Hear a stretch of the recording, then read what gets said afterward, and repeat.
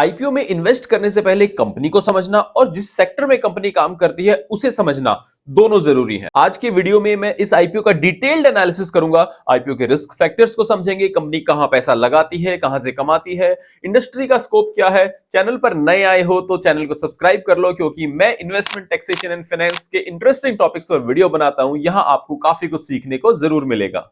Transrail lighting limited, इस video को मैंने 4 पार्ट्स में डिवाइड किया है। सबसे पहले हम बेसिक डिटेल्स के बारे में समझेंगे, उसके बाद financial statement and pair comparison, उसके बाद हम रिस्क फैक्टर्स को समझेंगे and finally strength and weakness.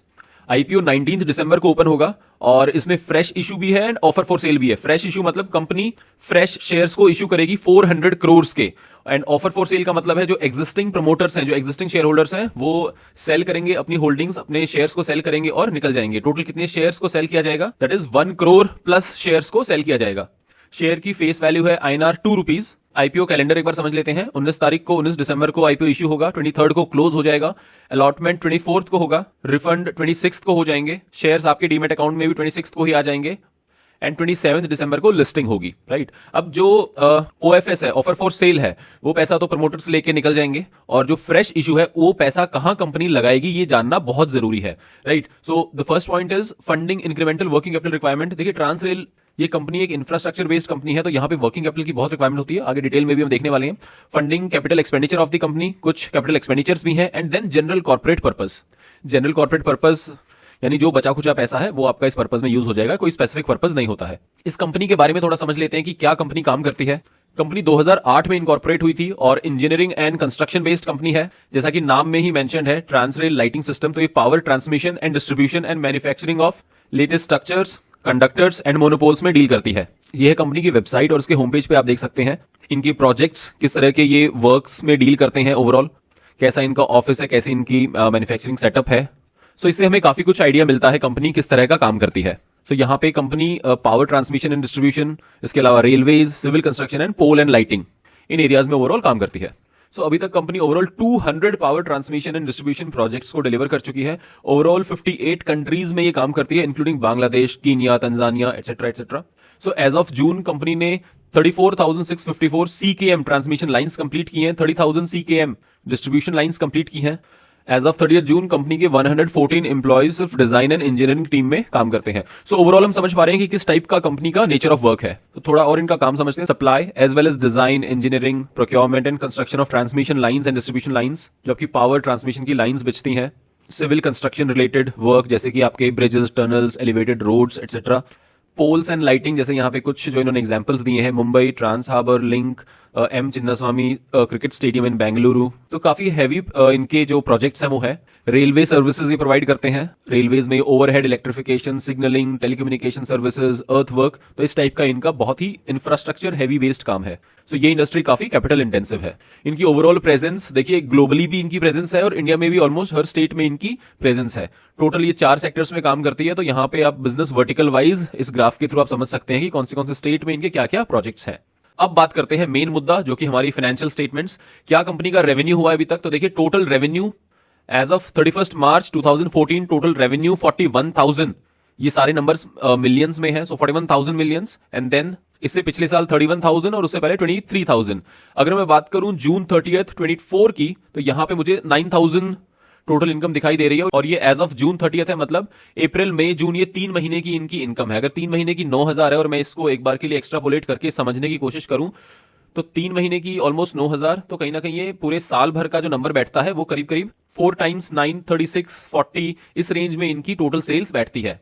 सो अगर ये 40,000 के आसपास में हिट करते हैं, यानी ये जो करंट इनकी जो सेल है 41,000, कहीं ना कहीं उसके आसपास ही ये नंबर मुझे जाता हुआ दिखाई दे रहा है। तो ग्रोथ एक्चुअल में कितनी रहेगी वो तो हम देखेंगे जब ये नंबर्स हमारे पास फ्रीज होंगे, फाइनल नंबर्स आएंगे। But as of now extrapolating this number, मैं कह रहा हूं कि करीब करीब पिछले साल जैसा ही आने वाला साल रहने वाला है।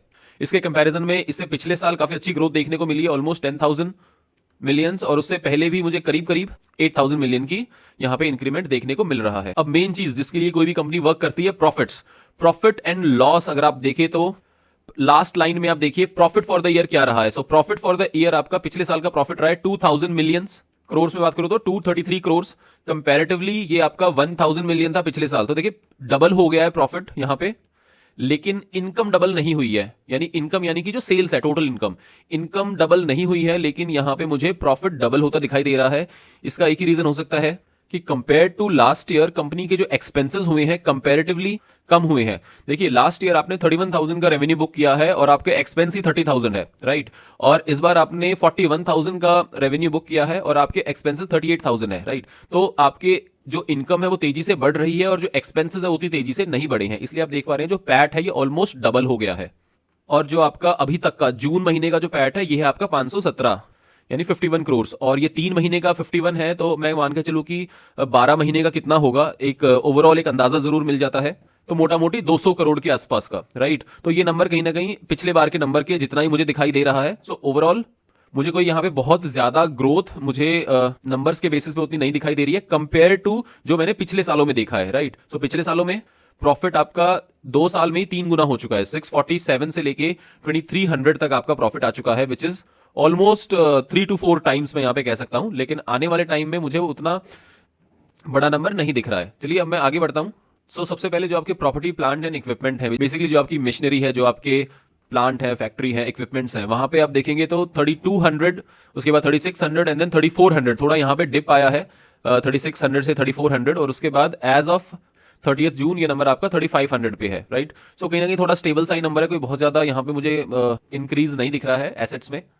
इन्वेंट्रीज में यस एक कंसिस्टेंट ग्रोथ आप देख रहे हैं, 2700 से स्टार्ट हुई थी, 3100, फिर ऑलमोस्ट 3800 एंड देन अभी एज ऑफ 30 जून ये 4600 पे है। आपका जो ट्रेड रिसीवेबल है, जो आपका पैसा आएगा आपके कस्टमर से, तो एज ऑफ 31 मार्च ये 10,000 का नंबर था, और ये 3 महीने बाद जून तक भी 9,000 का ही नंबर है, यानी 1,000 के आसपास आपका रियलाइज हुआ है ट्रेड रिसीवेबल्स। बट हाँ ओवरऑल मैं देखूं तो एक मुझे अच्छा ग्रोथ पैटर्न यहाँ पे दिखाई दे रहा है। अब थोड़ा सा इसको सिंप्लिसिटी के साथ समझ लेते हैं। 2022 में कंपनी का प्रॉफिट आफ्टर टैक्स 64 करोड़ था, 2023 में 107 करोड़ हुआ, 2024 में ऑलमोस्ट डबल हो गया, 233 करोड़ हो गया। जून तक का ये नंबर 51 करोड़ है। मोटा मोटी ये 3 महीने का 51 करोड़ है, तो 12 महीने का मान के चलो तो 200 के आसपास का नंबर हो सकता है। तो यहाँ मुझे कोई बहुत ज्यादा ग्रोथ बेसिस मैथमेटिकल कैलकुलेशन तो नहीं दिखाई दे रही है।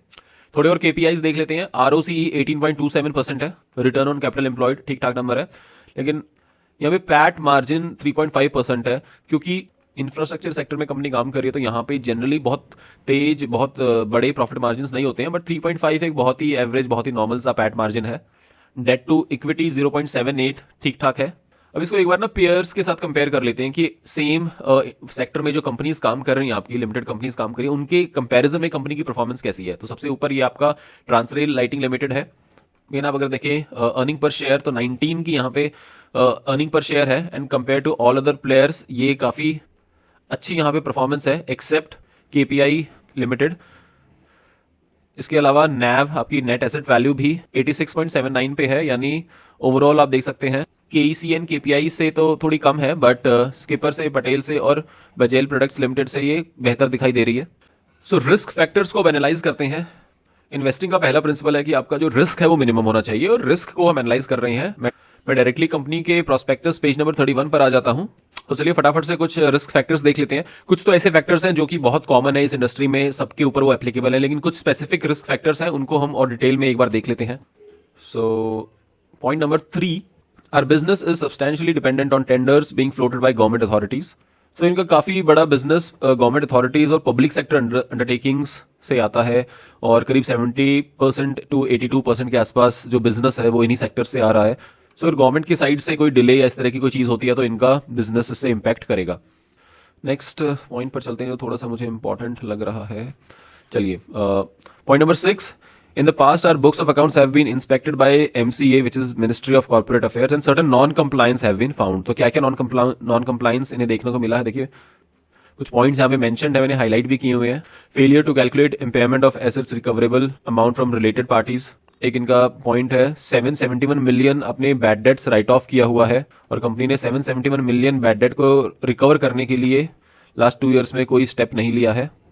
नेक्स्ट पॉइंट है inability to furnish relevant documentary proof for procurement of funds and valuation certificate for acquisition of our company by Ajanma Holdings। तो यहाँ पे भी डॉक्यूमेंट्री प्रूफ कलेक्ट नहीं किया गया है, valuation certificate was not available. Point number 4, inflation of profits of the company by not provisioning for CSR activities.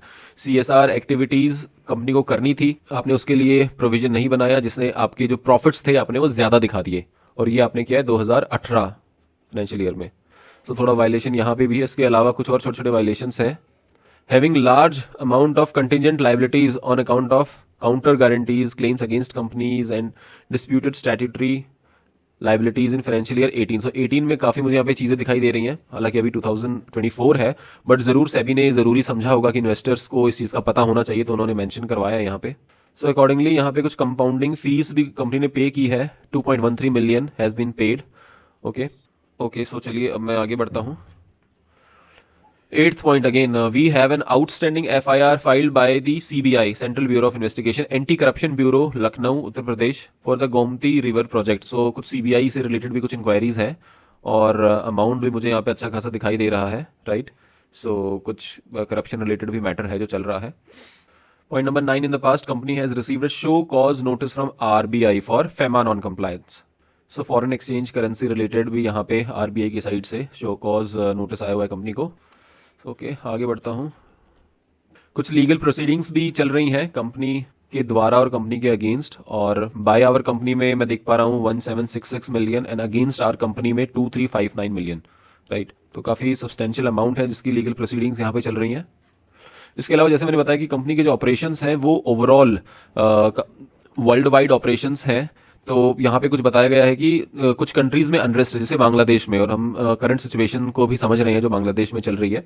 सो ऐसी unrest की सिचुएशन में भी काफी इम्पैक्ट आ जाता है कंपनी के ऑपरेशंस पर और कंपनी के बिजनेस पर, राइट। सो यहाँ पे उस चीज को भी समझना थोड़ा जरूरी है। बांग्लादेश से जो रेवेन्यूज कंपनी के जून 30 तक आए हैं वो है 1726 मिलियन, और पिछले साल 11,000 मिलियन यहाँ पे कंपनी का रेवेन्यू बांग्लादेश से ही जनरेट हुआ है, विच इज 27%, राइट। सो अच्छा खासा रेवेन्यू बांग्लादेश से है, और बांग्लादेश में कुछ अनरेस्ट की सिचुएशंस देखने को मिली है। चलिए मैं फटाफट से आगे आता हूं। चलिए 17th पॉइंट पे कुछ कंटिजेंट लाइबिलिटीज है। कंटिजेंट लाइबिलिटीज मतलब एट प्रेजेंट ये लाइबिलिटी नहीं है, बट जैसे ही उस पे कोर्ट से ऑर्डर आता है या फिर कोई उस पे सेटलमेंट होता है तो वो आपकी एक्चुअल लाइबिलिटी बन जाती है। एज ऑफ नाउ मैं देख पा रहा हूं यहाँ पे आपका टोटल अमाउंट 2531 का है कंटिजेंट लाइबिलिटीज का, और कमिटमेंट्स का जो आप कमिटमेंट देते हैं 707 मिलियन का यहाँ पे अमाउंट है। तो बेसिकली कंपनी का जो बिजनेस नेचर है वो ही ऐसा है कि आपको बैंक गारंटीज देनी ही पड़ेंगी, तभी आप प्रोजेक्ट्स को ले पाएंगे, टेंडर वगैरह के लिए अप्लाई कर पाएंगे। तो ये कोई बड़ी बात नहीं है। आगे बढ़ते हैं। There has been certain delays in payment of statutory dues. कुछ डिलेज यहाँ पे देखने को मिली है, कोई बहुत बड़े अमाउंट्स नहीं है, बट हाँ छोटी मोटी डिलेज यहाँ पे जरूर कंपनी के द्वारा मेंशन्ड है। ओके, चलिए आगे बढ़ते हैं। पॉइंट नंबर 26 में Our company has been subjected to penalty in case of contravention under Companies Act। तो थोड़ी कॉन्ट्रावेंशन यहाँ पे हुई हैं, और ये भी प्री आईपीओ प्लेसमेंट से रिलेटेड हुई है। यहाँ पर क्या मुद्दा रहा है कंपनी का कि एक व्यक्ति को शेयर्स अलॉट किए गए, लेकिन जो आपका पैसा आया वो उनकी कंपनी के थ्रू आई, जो शेयर एप्लीकेशन मनी आई वो आपकी कंपनी के थ्रू आई है, और शेयर उस पर्सन को अलॉट किए हैं, right. So basically both are two different legal entities. तो उससे संबंधित यहाँ पे एक पॉइंट मेंशन्ड है जहां पे शोकोज नोटिस भी इश्यू हुए हैं, तो इसको भी समझना जरूरी है।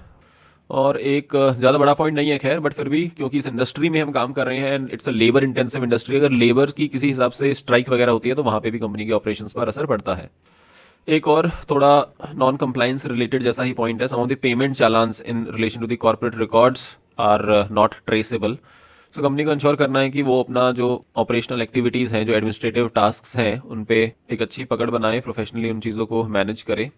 नेक्स्ट पॉइंट है की मैनेजरियल पर्सन्स और आपके सीनियर मैनेजमेंट पे काफी ज्यादा कंपनी का डिपेंडेंसी है। ओके, और डिपेंडेंसी के बावजूद यहाँ पे जो एट्रिशन रेट है ये कहीं ना कहीं मुझे थोड़ा सा हाई दिख रहा है। तो आप देखिए 28% जो है वो एट्रिशन रेट है। सीनियर मैनेजरियल पर्सन्स का 20% एट्रिशन रेट है, यानी अगर 10 व्यक्ति हैं तो 2 व्यक्ति जो हैं वो रिजाइन कर देते हैं। और ये रेट अगर मैं देखूं तो 22 में भी थोड़ा ज्यादा ही दिख रहा है, और ये कंसिस्टेंटली एक तरह से है जो एक बार के लिए समझना जरूरी है कि इतना हाई एट्रिशन रेट क्यों है कंपनी में। और इसके अलावा we will not receive any proceed from the offer for sale portion. जो मैंने ऑलरेडी बताया कि ऑफर फॉर सेल तो आपके प्रमोटर्स के पास जाएगा, कंपनी को उसका पैसा नहीं मिलता है। ओके, अब आउटस्टैंडिंग लीगल और जो भी लिटिगेशन मैटर है उसे एक बार देख लेते हैं, क्या क्या लीगल केसेस वगैरह हैं, किस टाइप की सिचुएशन है कंपनी की। तो इस तरह की जो बड़ी कंपनीज होती हैं यहाँ पर डेफिनेटली कुछ ना कुछ तो legal matter day to day basis पे चलता ही है। मैं एक बार के लिए material civil litigation, the amount involve is 24.09 मिलियन। अदर पेंडिंग मटेरियल लिटिगेशंस तो ठीक ठाक लिटिगेशंस है। टैक्स लिटिगेशंस पर एक बार देख लेते हैं टैक्स रिलेटेड क्या लिटिगेशंस है। सो एक डिमांड यहाँ पे मेंशन की गई है, टैक्स नोटिस बेसिकली 163.25 मिलियन का। इसके अलावा एक 37.63 मिलियन का है, फिर 91.25 मिलियन का है। और ये दो नोटिस लेटेस्ट हैं 24 के, जहां पे आपका 261.94 मिलियन एंड देन 79 मिलियन है। इनडायरेक्ट टैक्स यानी जीएसटी या सेल्स टैक्स रिलेटेड प्रोसीडिंग्स भी हैं यहाँ पे देखने को जो मिल रही हैं। ओके, सो इन पे डेफिनेटली कंपनी के लीगल एक्सपेंसेस भी होंगे और ये अमाउंट पे करना भी पड़ सकता है। मटेरियल सिविल लिटिगेशन में अगेन आप देख सकते हैं 89.46 मिलियन, तो अच्छा खासा यहाँ पे अमाउंट इन्वॉल्व है लिटिगेशंस में। ये पूरा सेक्शन लिटिगेशन से रिलेटेड है। टैक्स मैटर्स की मैं बात करूं तो डायरेक्ट टैक्स, इनकम टैक्स से रिलेटेड जो अमाउंट इन्वॉल्व है वो है 701 million and GST related almost आपका 941 मिलियन का अमाउंट है। ओके, क्योंकि कंपनी वाइड कंट्री वाइड काम करती है, नंबर ऑफ वेंडर्स हैं और जो रेवेन्यू मॉडल है ये भी काफी सोफिस्टिकेटेड है, तो कई बार आपको टैक्स अथॉरिटीज को समझाना पड़ता है कि okay this is how we have calculated our revenue और इसमें इतना टैक्स बनता है। टैक्स अथॉरिटीज क्योंकि कॉम्प्लेक्स नेचर ऑफ वर्क है, कॉम्प्लेक्स बिजनेस एक्टिविटीज हैं, तो जरूर वहां पे थोड़ा अंडरस्टैंडिंग का डिफरेंस रहता है और majorly I think that is the reason for a lot of litigations. So इन रिस्क को डिस्कस करने के बाद एक बार के लिए हम बोर्ड ऑफ डायरेक्टर्स पे देख लेते हैं। व्यक्ति हैं जो बोर्ड ऑफ डायरेक्टर्स हैं कंपनी के, तो ऑलमोस्ट 4-5 इंडिपेंडेंट डायरेक्टर्स हैं। तो चलिए एक बार समराइज्ड वे में समझ लेते हैं क्या क्या कंपनी की स्ट्रेंथ्स हैं। तो सबसे पहले मैं बात करूंगा कि काफी एस्टेब्लिश्ड प्लेयर है ये power transmission and distribution sector का और अच्छी खासी इनकी अचीवमेंट्स हैं। 200 प्रोजेक्ट्स इन्होंने कंप्लीट किए हैं, अच्छी कैपेबिलिटीज है, एक्सपीरियंस काफी अच्छा है, अच्छी एस्टेब्लिश्ड मैन्युफैक्चरिंग फैसिलिटीज हैं, एडवांस सिस्टम्स हैं इनके पास और सबसे बेहतर चीज एक एक्सपीरियंस्ड टीम है। जब मैं इनके बोर्ड ऑफ डायरेक्टर्स की एज देख रहा था तब मुझे पता लगा कि हाँ काफी ज्यादा एक्सपीरियंस टीम है इस सेक्टर में, लेकिन हाँ कुछ रिस्क एरियाज भी हैं जो हमें देखने जरूरी हैं। सो लॉन्ग एग्जीक्यूशन पीरियड, एक प्रोजेक्ट आपके पास आता है तो it will take a very long time, कई बार वो सालों साल भी चल सकता है। सो काफी लंबा प्रोजेक्ट टाइम होता है और कई बार एक्चुअल कॉस्ट जो है वो एस्टिमेशन से ज्यादा भी हो जाती है, राइट। सो ओवररन्स भी होते हैं ऐसे सेक्टर्स में। गवर्नमेंट टेंडर्स में काफी ज्यादा डिपेंडेंसी है, अप्रॉक्स 88% रेवेन्यू जो है वो आपका गवर्नमेंट या उनसे रिलेटेड टेंडर्स के थ्रू आ रहा है। और अगर गवर्नमेंट में कोई फेरबदल कई बार होता है, कुछ इंस्टेबिलिटी है, तो वहां भी कई बार डिले हम देख सकते हैं कि हो जाती है। सब्सटैंशियल कैपिटल एक्सपेंडिचर, बहुत पैसा लगता है इस सेक्टर में, इंटेंसिव कैपिटल इंटेंसिव सेक्टर है। बैंक्स के थ्रू कंपनी फाइनेंस करवाती है, कंपनी के जो एसेट्स हैं उनका चार्ज लगातार रहता है और तब जाके कंपनी को पैसा मिलता है, तो ऐसा ये काफी कैपिटल इंटेंसिव स्ट्रक्चर है। ऑल राइट, सो क्या लग रहा है आपको, आईपीओ में इन्वेस्ट करना चाहिए, नहीं करना चाहिए? लेकिन जिस हिसाब से कंट्री ग्रो कर रही है, इकोनॉमी ग्रो कर रही है, ग्रोइंग इकोनॉमी को ऐसे इंफ्रास्ट्रक्चर प्रोजेक्ट्स की हमेशा जरूरत रहती है, बट हाँ क्विक कैश यहाँ पे नहीं मिलेगा। 3.5% का आपने देखा ही है, पैट है, प्रॉफिट आफ्टर टैक्स है। सो मेरे हिसाब से लॉन्ग टर्म व्यू में company is doing good and will be doing good. Infrastructure based company है, ग्रोइंग इकोनॉमी में ऐसी कंपनीज का कंट्रीब्यूशन काफी मायने रखता है। अभी कंपनी ने अपना प्राइस बैंड रिवील नहीं किया है, तो देखते हैं कि किस वैल्यूएशन पे कंपनी पैसा उठा रही है। मुझे कमेंट्स में जरूर बताइए कि अभी तक का एनालिसिस देख के आपको कंपनी के बारे में क्या लगता है। थैंक यू फॉर वॉचिंग और मैं आपको अगले आईपीओ रिव्यू में मिलता हूं।